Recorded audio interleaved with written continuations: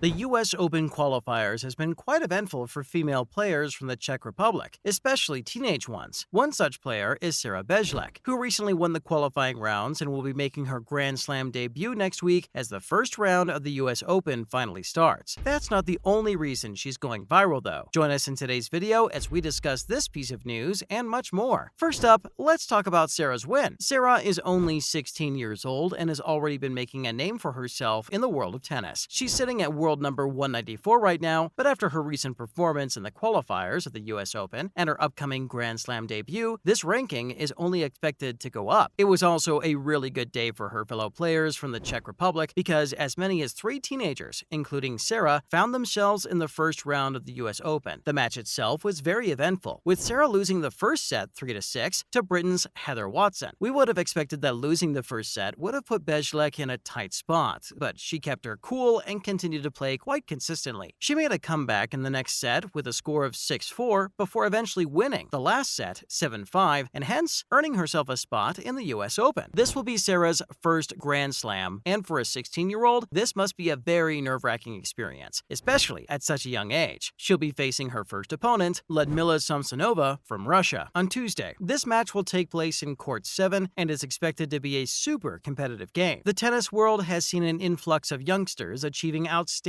feats, with the most recent one being Carlos Alcaraz from Spain, who is being compared to Rafa Nadal himself after his outstanding performance in the last few Grand Slams. Sarah's friends, Linda Noskova and Linda Fravirtova, also qualified, and they're just 17 years old. We're excited to see what these teenagers from the Czech Republic come up with, especially since they've been giving such brilliant performances so far. Next up, Sarah's celebrations go viral. After winning the match, Sarah was seen doing the customary handshake with Heather Watson and the umpire before turning her attention to the audience, who all seemed to be cheering for her. This wasn't the problem though. The problem was when she made her way over to the audience to give hugs to 2 men, her father and her coach. When videos of these interactions hit the internet, viewers were quick to point out that Sarah's interactions with both her father and her coach were kind of inappropriate, if not borderline creepy. Why was this? Well, when Sarah hugged these men, they were seen giving her a pat on her rear end, and given the fact that she's only 16, this behavior was wildly inappropriate when caught on video. Both her father and the coach seemed to think that it was okay for their hands to come into contact with her backside, and we'll admit,